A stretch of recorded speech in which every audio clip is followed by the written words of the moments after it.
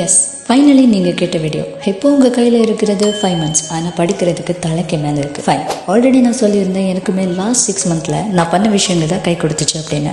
உங்களில் நிறைய பேர் இப்போது செகண்ட் அட்டம்ப்க்கு கிளாஸஸ் ஃபாலோ பண்ணிகிட்ருப்பீங்க. சில பேர் ஃபர்ஸ்ட் அட்டம்ப்காக ட்ரை பண்ணிகிட்ருப்பீங்க.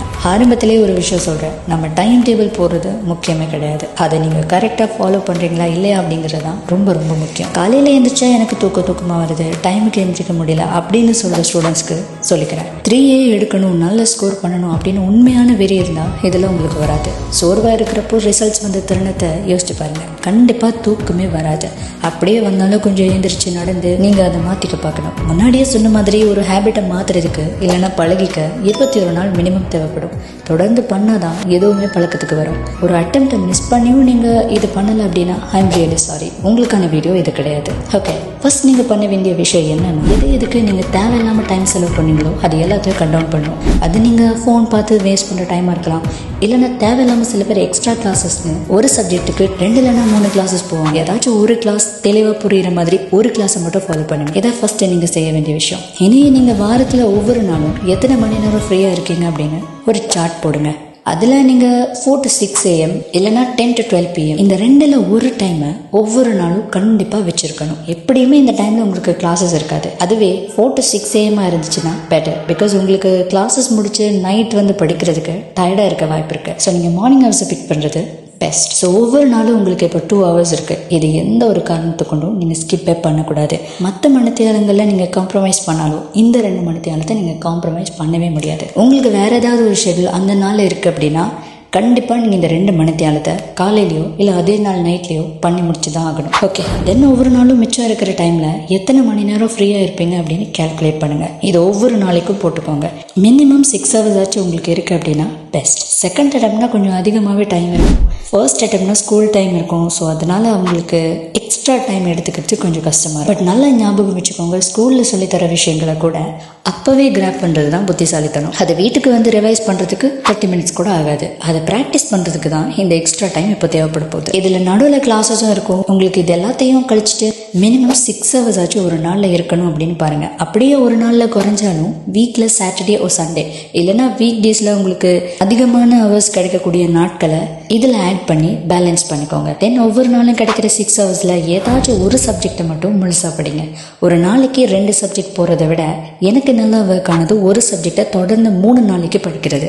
அட்லீஸ்ட் 2 நாளாவது படிக்கணும். அதுக்கப்புறம் அடுத்தடுத்த ரூட்டீனாக ஒவ்வொரு 3 நாளும் வேறு சப்ஜெக்ட் படிக்கிறது தான் பெஸ்ட். ஏன்னா இந்த மெத்தட் பண்ணி போனீங்க அப்படின்னா 1 to 7 28 அப்படிங்கிற மெத்தடுக்கு இது ஒத்து போகும். இதை பற்றி நான் ஆல்ரெடி வீடியோ போட்டிருக்கேன், பார்க்கலன்னா இதை பார்த்து தெரிஞ்சுக்கோங்க. ஏன்னா ரொம்ப எஃபெக்டிவான மெத்தட் அது. அண்ட் நான் ஒரு கம்யூனிட்டி போஸ்ட்டில் கூட ஆல்ரெடி சொல்லியிருந்தேன், பயாலஜி படிக்கிறதுக்கு 100% ஒர்க் ஆகிற ஒரு மெத்தட் ஆஃப் லோக்காய். இதை பற்றி யூடியூப்பில் நிறைய பேர் நிறைய விதமாக எக்ஸ்பிளைன் பண்ணியிருக்காங்க. ஆனால் நான் யூஸ் பண்ணதுக்கு அப்புறம் தான் இப்படி ஒரு விஷயம் இருக்குது அப்படின்னு எனக்கு தெரியும். ஸோ நான் இதை எப்படி யூஸ் பண்ணுறேன் அப்படிங்கிற விஷயத்தையும் சொல்கிறேன். அதை கொஞ்சம் விவரமாக சொல்லணும் அப்படிங்கிறதுனால அதை அடுத்த வீடியோவை நான் மேக் பண்ணுறேன். இப்போ நான் சொன்ன மெத்தட் படி நீங்கள் பயாலஜி படிச்சிங்க அப்படின்னா நீங்கள் அவ்வளோ நேரம் செலவு பண்ண வேண்டிய அவசியமே இருக்காது. மினிமம் 2 மாதத்துக்கு நீங்கள் படித்தது உங்களுக்கு ஞாபகம் இருக்கும். அதுக்கு நான் கேரண்டி. ஏன்னா எனக்கு அப்படி தான். ஸோ கண்டிப்பாக அதையும் நான் போகிறேன்.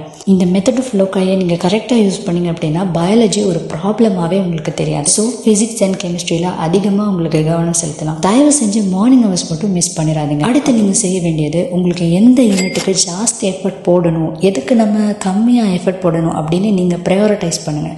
ஒவ்வொரு யூனிட்டுக்கும் தியரிக்கு எவ்வளோ ஹவர்ஸ் MCQ செய்யணும், எவ்வளோ ஹவர்ஸ் நம்ம எஸ்ஏ செய்யணும், ஸ்ட்ரக்சர் செய்கிறதுக்கு உங்களுக்கு எத்தனை மணி நேரம் தேவைப்படும், எத்தனை இயர்ஸ் நீங்கள் கவர் பண்ண போகிறீங்க அப்படின்றத முடிவு பண்ணிக்கோங்க. இதை ஒரு பேப்பரில் நீங்கள் எழுதி எடுத்துக்கோங்க. இந்த ஆர்டரில் உங்களுடைய செல்ஃப் ஸ்டடியை ஸ்டார்ட் பண்ணுங்கள். எது உங்களுக்கு கஷ்டமாக இருக்கோ அதை கொஞ்சம் முதல்ல தேடி படிக்க ஆரம்பிங்க. எக்ஸாம்பிள் இன்ஆர்கானிக் தான் உங்களுக்கு கஷ்டமாக இருக்குது அப்படின்னா இதையே நீங்கள் அலசி ஆராயக்கூடாது.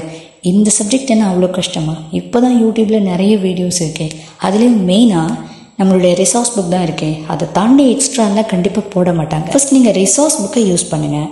தென் உங்களுடைய ஸ்கூல் கிளாஸ் நோட்ஸை எடுத்து பாருங்கள். அகெயின் இதில் உங்களுக்கு இன்னும் கொஞ்சம் தெளிவு தேவை அப்படின்னு நினச்சிங்கன்னா யூடியூப் வீடியோஸ் பாருங்கள். சில பேருக்கு அதை எப்படி சர்ச் பண்ணுறதுன்னு தெரியாது. ஸோ பெட்டர் இங்கிலீஷ் ரிசோர்ஸ் புக்கையும் நீங்கள் சேர்த்து டவுன்லோட் பண்ணி வச்சுக்கோங்க. ஸோ நெட்டில் நீங்கள் தேடி பார்க்குறதுக்கு இதில் இருக்கக்கூடிய அதே பேஜ் நம்பரை பார்த்து உங்களுக்கு வேர்ட்ஸை யூஸ் பண்ணி சர்ச் பண்ணிக்கலாம். ஆரம்பத்தில் இந்த இங்கிலீஷ் வேர்ட்ஸ் உங்களுக்கு கஷ்டமாக இருந்தாலுமே போக போக அது பழகிடும். அண்ட் சில பேருக்கு எனக்கு எல்லாமே புரியுது ஆனால் ரியாக்ஷன்ஸை மட்டும் மெமரைஸ் பண்ணதான் கஷ்டமாக இருக்குது அப்படின்னு சொல்லுவாங்க. So don't worry. நான் சொன்ன அந்த மெத்தட் ஆஃப் லோக்காய் அப்படிங்கிற ஒரு விஷயத்த நீங்கள் யூஸ் பண்ணிக்கலாம். ஸ்டேடியம். ஸோ இந்த ஒவ்வொரு தியரியையும் இன்னொருத்தருக்கு நீங்கள் எக்ஸ்பிளைன் பண்ணுற மாதிரி டீச்சிங் மெத்தடை ஃபாலோ பண்ணுங்கள். எனக்கு இன்னுமே நல்லா ஞாபகம் இருக்குது. எனக்குன்னு ஒரு ஒயிட் போர்டு வச்சு அதில் தான் நான் ஒவ்வொரு நாளும் டீச் பண்ணுற மாதிரி ரிவைஸ் பண்ணுவேன். கண்டிப்பாக நல்ல ஒர்க் ஆகும். ட்ரை பண்ணி பாருங்கள். ஆல்ரெடி சொன்ன மாதிரி ஆர்கானிக்ஸ், இண்டஸ்ட்ரியல், இதுக்கு எல்லாமே நீங்கள் அந்த மெத்தட் ஆஃப் லோக்காய் அப்படிங்கிற ஒரு விஷயத்த யூஸ் பண்ணலாம். முக்கியமான விஷயம் என்னென்னா, நீங்கள் கெமிஸ்ட்ரியில் பேசிக்கான விஷயத்த, அதாவது ஜென்ரல் கெமிஸ்ட்ரி, கெமிக்கல் கல்குலேஷன், தென் டெர்ம் அப்படிங்கிற 3 சப்ஜெக்டையும் ஃபுல் எஃபோர்ட் போட்டு படிங்க. உதாரணமாக ரிசோர்ஸ் புக்கில் இருக்கக்கூடிய மின்னெதிர்த்தன்மையோட கிராஃப், இதை நீங்கள் ஞாபகம் வச்சாலே பாதி கொஷின்ஸ் பண்ணிடுங்க. ஏன்னா இந்த மாதிரியான பேசிக்ஸ் தான் உங்களுக்கு ஆர்கானிக் கொஷின் செய்கிறதுக்கு தேவைப்பட போகுது. ஸோ மறந்துடாதீங்க, கெமிஸ்ட்ரியோட பேசிக்கை நல்லா தெளிவாக புரிஞ்சு படிச்சுக்கோங்க. ஒவ்வொரு சென்டென்ஸும் என்ன சொல்லுதுன்னு தேடுங்க. கொஞ்சம் டைம் எடுத்தாலும் ஒன்ஸ் படிச்சிட்டிங்க அப்படின்னா ஈஸியாக கவர் பண்ணிடலாம். இல்லைனா ஒவ்வொரு வாட்டியும் மறக்கும் பொழுது அகெயின் ஃபெடப் ஆவீங்க. ஸோ ஒரு கிராஃபையும் விடாதீங்க, எல்லாத்தையுமே மெமரைஸ் பண்ணுங்கள். அதில் என்னதான் சொல்ல வராங்கன்னு புரிஞ்சுக்க ட்ரை பண்ணுங்க. இப்படி பண்ணும்பொழுது பின்னாடி இருக்கக்கூடிய ஆர்கானிக், இன்ஆர்கானிக், ஃபிசிக்கல் எல்லாமே இது பேஸ் பண்ணி தான் வரப்போகுது.